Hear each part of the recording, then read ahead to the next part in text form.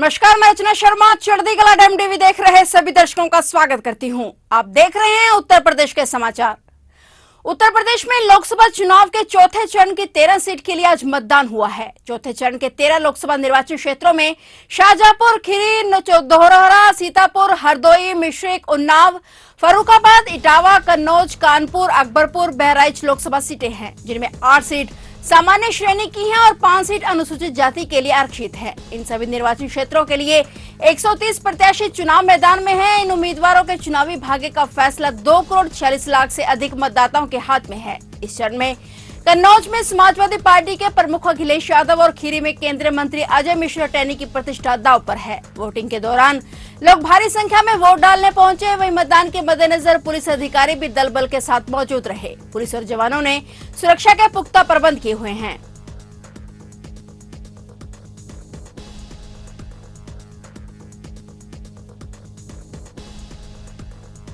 उत्तर प्रदेश के वाराणसी में आज पीएम मोदी के भव्य रोड शो का आयोजन किया गया। यह रोड शो मालवीय प्रतिमा से लेकर श्री काशी विश्वनाथ धाम तक निकाला गया। इसी रास्ते पर लगभग 1200 साल पहले आदि शंकराचार्य जी ने काशी में असी संगम से बाबा विश्वनाथ के धाम तक विश्वनाथ वंदन यात्रा की शुरुआत की थी और आज यहां पर प्रधानमंत्री नरेंद्र मोदी का रोड शो हुआ। इस रोड शो के दौरान पीएम मोदी पर फूलों की बारिश की गई और 251 डमरू वादक, 251 शंख वादक और 251 बटुक पीएम का अभिवादन करने पहुंचे। बता दें कि काशी 3 खंड में बटी हुई है और यह केदार खंड से विश्वेश्वर खंड की यात्रा है। आज पीएम मोदी ने बीएचयू गेट से रोड शो की शुरुआत की और वह पंचक्रोशी परिक्रमा के प्रथम पड़ाव का केंद्र बिंदु है। रोड शो के दौरान प्रधानमंत्री 5 किलोमीटर के मार्ग में करीब 1.5 लाख की आबादी से सीधे रूबरू हुए। इस दौरान पीएम ने जनता से संवाद कर वोट की अपील की। इस अवसर पर मुख्यमंत्री योगी आदित्यनाथ समेत भाजपा के कई वरिष्ठ नेता शामिल हुए।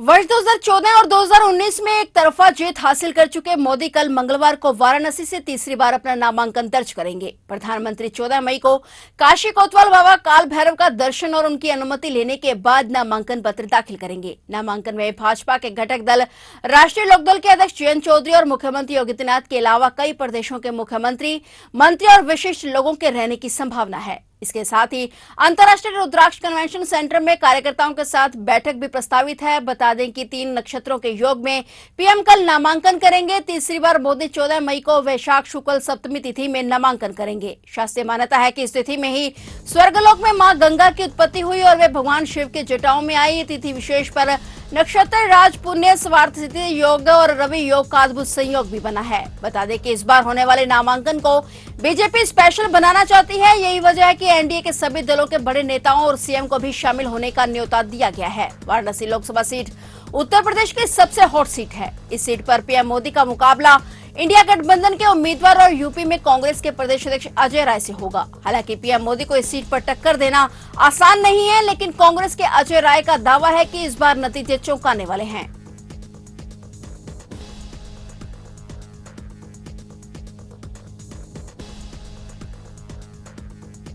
मुख्यमंत्री योगी आदित्यनाथ ने आज भी ताबड़तोड़ रैलियां की हैं। इसी क्रम में आज जनसभाओं को संबोधित करने सीएम योगी आदित्यनाथ बाराबंकी के हैदरगढ़ पहुंचे। यहां उन्होंने कहा कि हैदरगढ़ भारतीय जनता पार्टी के हृदय में बसता है। तीसरे चरण तक पूरे देश के अंदर मोदी लहर थी, अब चौथे चरण में यह सुनामी में बदलने जा रही है। पूरा देश बोल रहा है कि एक बार फिर मोदी सरकार। उन्होंने कहा कि सरकार की तमाम कल्याणकारी योजनाएं नए रिकॉर्ड बनाए हुए हैं। कांग्रेस और समाजवादी पार्टी के लोग जो बड़े बड़े दावे कर रहे हैं, उनके समय की सच्चाई पूरा देश जानता है। उन्होंने कहा कि यह चुनाव राम भक्तों और रामद्रोहियों के बीच हो रहा है। सीएम ने कहा कि बिना भेदभाव तमाम योजनाओं का लाभ लोगों को कैसे दिया जाता है, इसका उदाहरण प्रधानमंत्री नरेंद्र मोदी ने पेश करके दिखाया है। इस बीच योगी आदित्यनाथ ने कहा कि अयोध्या की तरह ही बाराबंकी में महादेवा का भी विकास करने जा रहे हैं। हमने राज्य मंत्री सतीश चंद्र शर्मा को इसी कार्य में लगाया हुआ है। पूरा चुनाव अगर आप देखेंगे तो पूरा चुनाव राम भक्तों और रामद्रोहियों के बीच में जा चुका है। आप मुझे बताओ, क्या रामद्रोही को हमारा वोट जाएगा क्या? जाना चाहिए क्या? हमने तो राम को राष्ट्र का पर्याय माना है। और बहनों और भाइयों, जो कल तक राम को नकारते थे, आज किस मुंह से राम की वे बात करेंगे? और हम तो इस बात को हमेशा से विश्वास करते रहे हैं कि हो ही वही जो राम रसी रखा, और इसलिए प्रभु राम की भी इच्छा यही है कि उनका भक्त ही फिर से देश का प्रधानमंत्री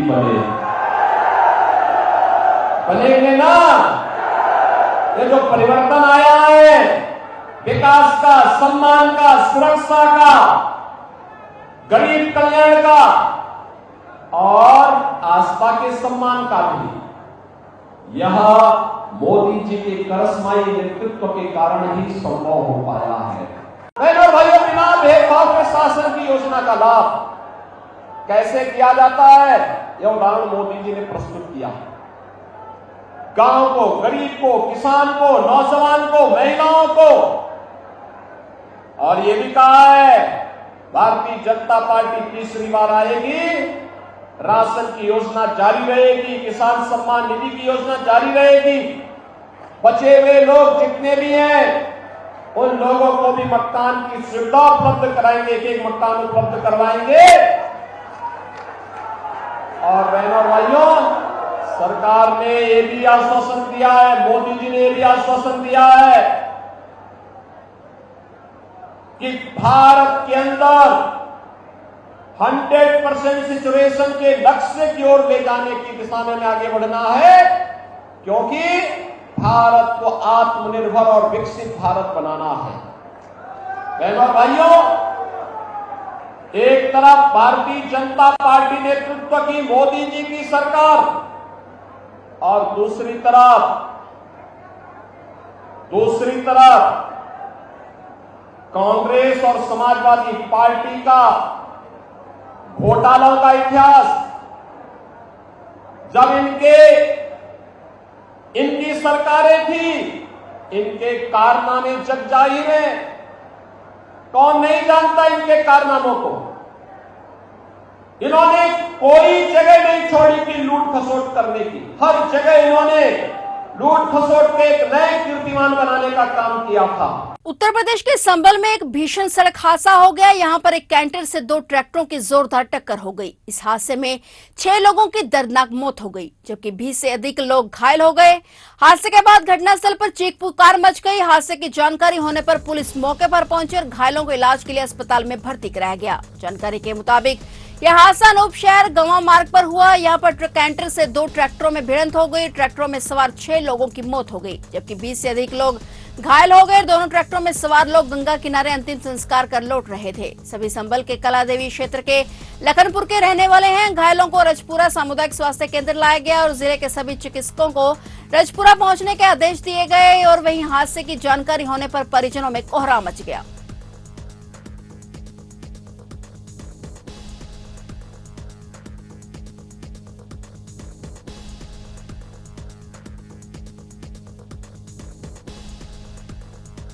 उत्तर प्रदेश के लखनऊ में स्थित एक स्कूल को बम से उड़ाने की धमकी दी गई। स्कूल में बम की सूचना से हड़कंप मच गया। आनन फानन में सूचना पुलिस को दी गई। बम स्क्वाड के साथ मौके पर पहुंची पुलिस फौरन कार्रवाई में जुट गई और इसके साथ ही स्कूल के प्रिंसिपल ने पेरेंट्स को सूचना दी। सूचना मिलते ही पेरेंट्स स्कूल की तरफ दौड़े और आनन फानन में अपने बच्चों को स्कूल से लेकर गए। डर की वजह से स्कूल खाली कराया गया। मामला जिले के विरामखंड 2 में स्थित स्कूल का है, जहाँ अचानक बम की सूचना से हड़कंप मच गया। बताया जा रहा है कि पुलिस को अभी तक ऐसा कुछ नहीं मिला है, लेकिन एहतियातन जांच जारी है। और वहीं छात्रों की सुरक्षा सुनिश्चित करने के लिए स्कूल खाली करने के बाद बंद कर दिया गया। इसके बाद प्रबंधन ने स्कूल बंद करके पूरे परिसर की चेकिंग करवाई। सभी शिक्षक और शिक्षणेतर कर्मचारियों को भी छुट्टी दे दी गई। बता दें कि स्कूलों को बम से उड़ाने की मिली धमकी की वजह से सब सहमे हुए हैं।